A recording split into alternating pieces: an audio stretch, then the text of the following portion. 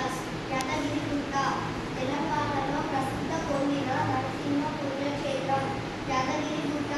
పూర్వం ఇది నల్గొండ జిల్లాలో ఉండేది. ప్రస్తుతం యాదాద్రి జిల్లాలో ఉన్నది. తెలంగాణ రాష్ట్ర రాజధాని హైదరాబాద్కు 60 కిలోమీటర్ల దూరంలో వరంగల్ మార్గంలో ఉన్నది. భూషాసురుని కొడుకైన యాదర్శి హనుమంతుడిని ఆశీస్సులతో ఈ గుట్టపైన తపస్సు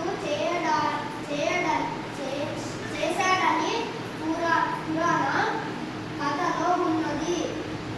యాదర్శి తపస్సుకు మెచ్చిన నరసింహస్వామి